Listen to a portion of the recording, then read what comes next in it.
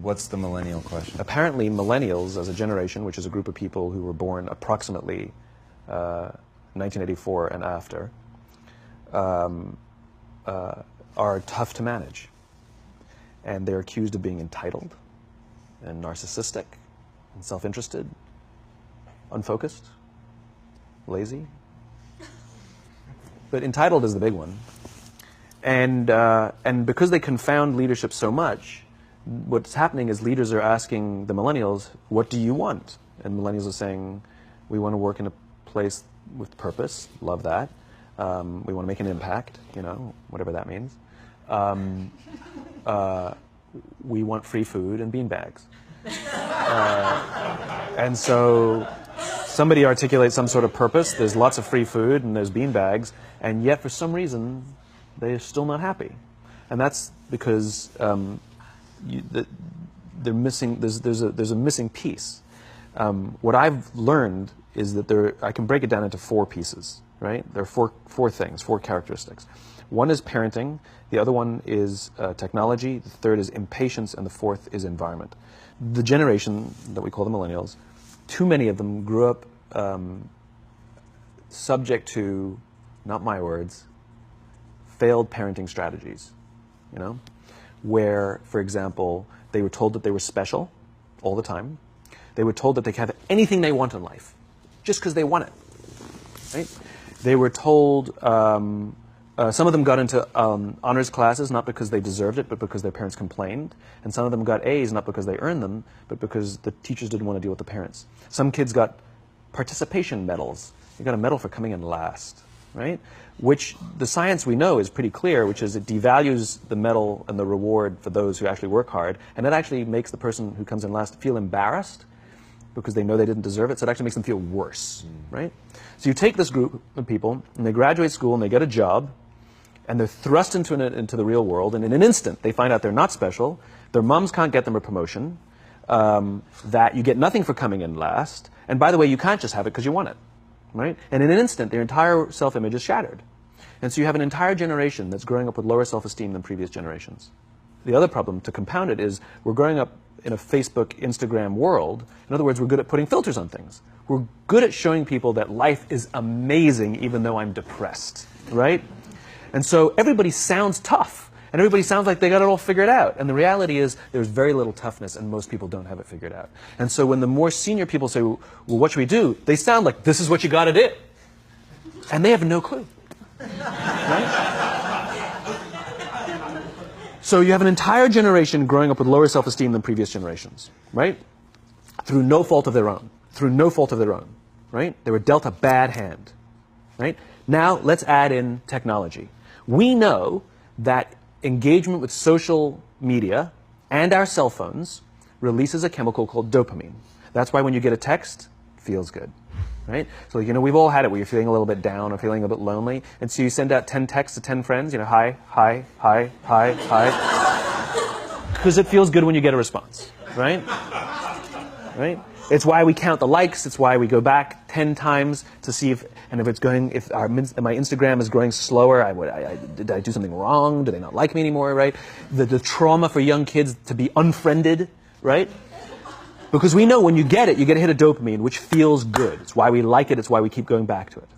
Dopamine is the exact same chemical that makes us feel good when we smoke, when we drink, and when we gamble.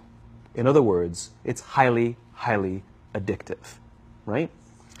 We have age restrictions on smoking, gambling, and alcohol, and we have no age restrictions on social media and cell phones, which is the equivalent of opening up the liquor cabinet and saying to our teenagers, hey, by the way, this adolescence thing, if it gets you down.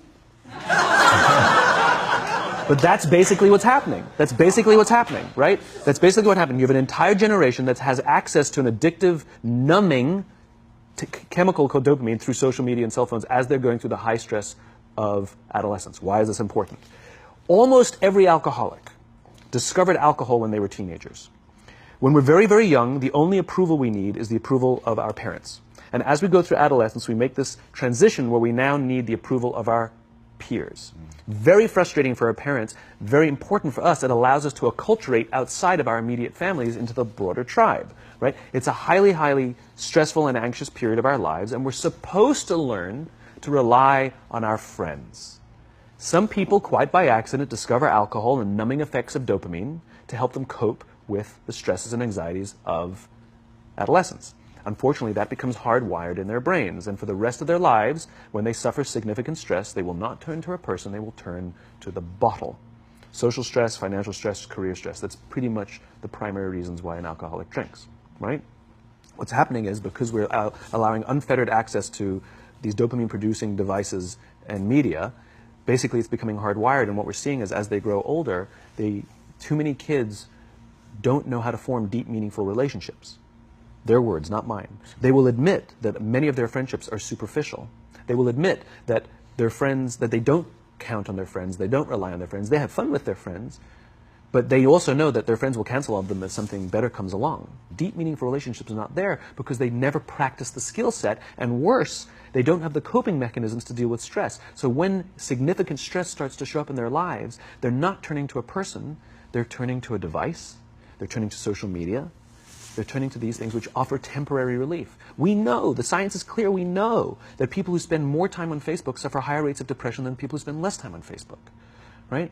These things balance. Alcohol is not bad, too much alcohol is bad. Gambling is fun, too much gambling is dangerous, right? There's nothing wrong with social media and cell phones. It's the imbalance, right? If you're sitting at dinner with your friends and you're texting somebody who's not there, that's a problem. That's an addiction.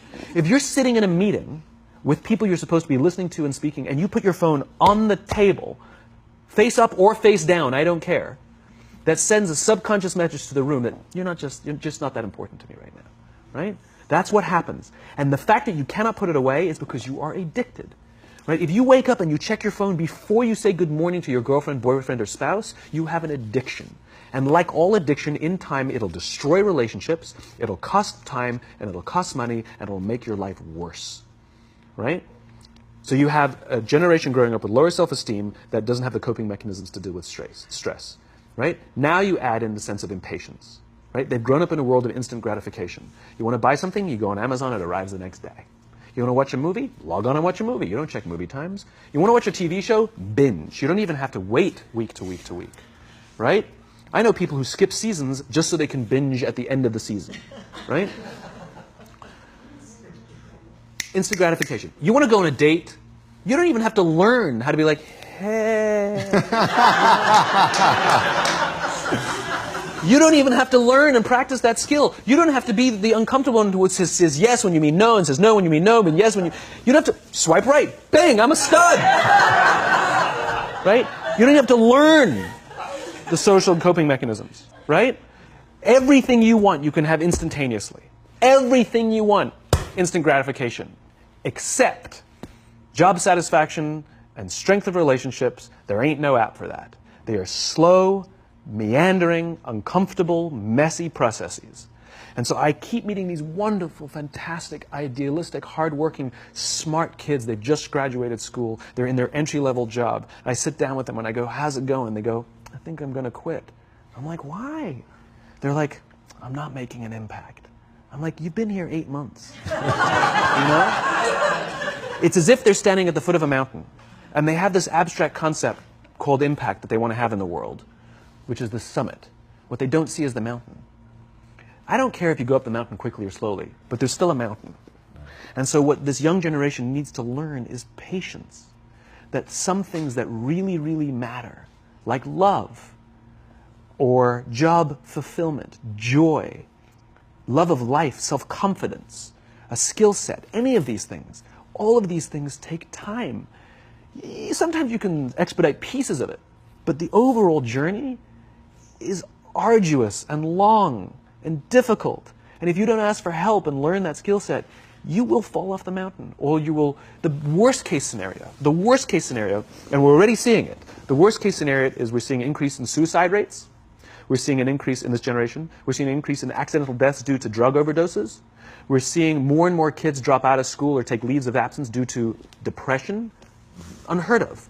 These are all, this is really bad. The best case scenario, those are all bad cases, right? The best case scenario is you'll have an entire population growing up and going through life and just never really finding joy. They'll never really find deep fulfillment in work or in life. They'll just waft through life and it'll be just, it's fine. How's your job? It's fine. It's the same as yesterday. How's your relationship? It's fine. Like that's the best case scenario. Which leads me to the fourth point, which is environment. Which is we're taking this amazing group of young, fantastic kids who are just dealt a bad hand. It's no fault of their own. And we put them in corporate environments that care more about the numbers than they do about the kids. They care more about the short-term gains than the long-term life of this young human being.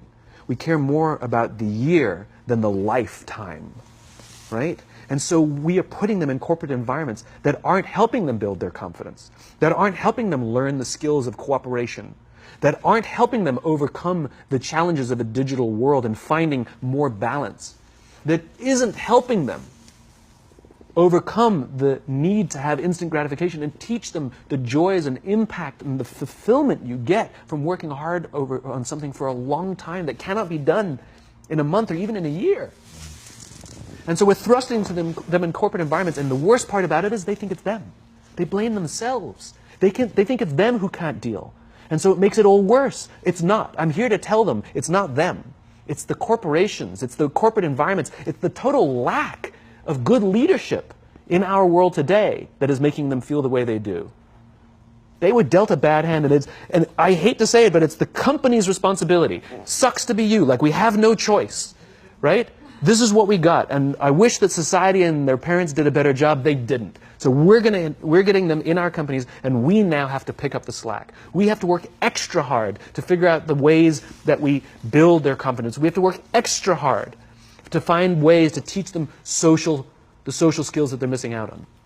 There should be no cell phones in conference rooms. None. Zero. And I don't mean the kind of like sitting outside waiting to text. I mean like when you're sitting and waiting for a meeting to start, this is what we all do. We all sit here and wait for the meeting to start. Meeting starting? Okay. And we start the meeting. No, that's not how relationships are formed. Remember we talked about it's the little things? Relationships are formed this way. We're waiting for a meeting to start and we go, how's your dad? I heard he was in the hospital. Oh, he's really good. Thanks for asking. He's actually at home now. Oh, I'm really glad. That was really amazing. I know, it was really scary for a while. That's how you form relationships.